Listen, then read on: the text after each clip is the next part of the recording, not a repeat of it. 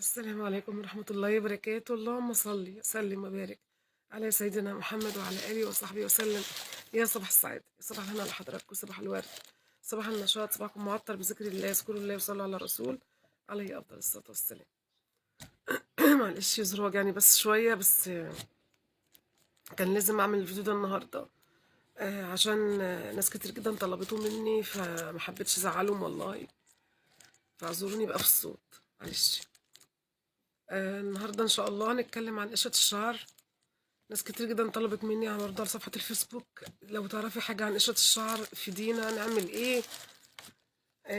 شوفوا حبايبي، انا عندي حاجتين لقشرة الشعر. الحاجة الاولى اللي هي حاجة طبية من الصيدلية، تمام. والحاجة التانية وهي حاجة من البيت، وزي ما قلت لحضراتكم في الفيديو السابق، وحاجة مش بفلوس خالص، بس مع جايبة نتيجة جميلة جدا.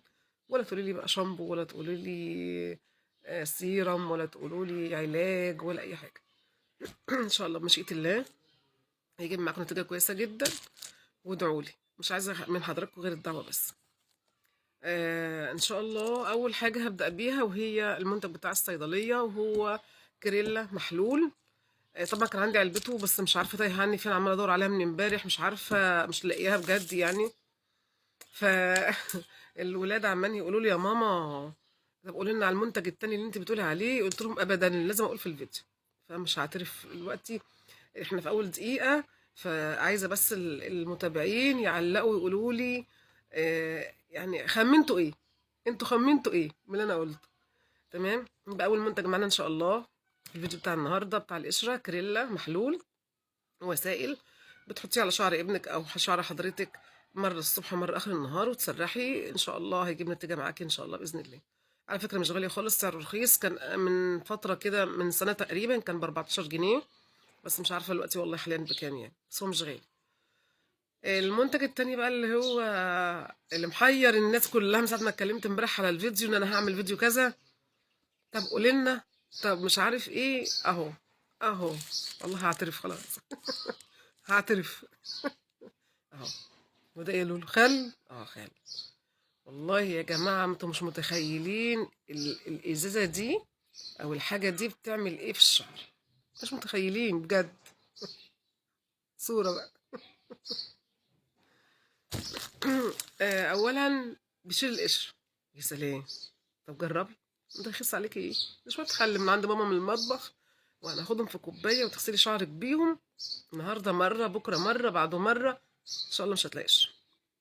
بجد بجد على ضمانتي. الحاجه التانية، الناس اللي بتشتكي من حشرات الشعر، اللي عند بناتها الصغيرين، سواء جايبينه بقى من المدارس او من حاجه تانية عدوى، تقدري برضو تستعملي الخل للموضوع ده، بيقضي عليه تماما. ما بتحتاجي بقى تجيبي زيوت ولا اي حاجه ولا دواء ولا اي حاجه.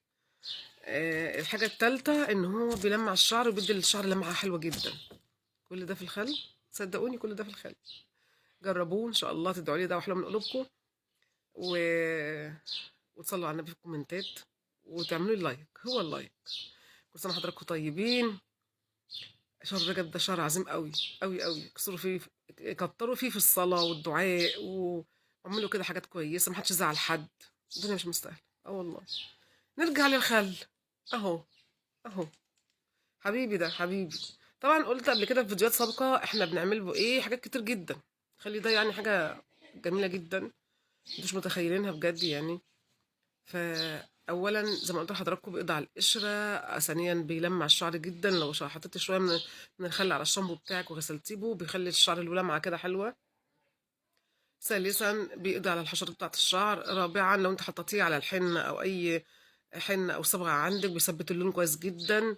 له حاجات كتير جدا، ده غير بقى الحاجات التانية المهولة. هقول ابقى اعمل لكم ان شاء الله فيديو عنه لوحده. حبيت افيدكم النهارده، يا رب تكونوا استفدتوا بحاجة صغننة قد كده اهو من الفيديو ده اهو. وادعوا لي لو حلو من قلوبكم، وما تنسوش اللايك.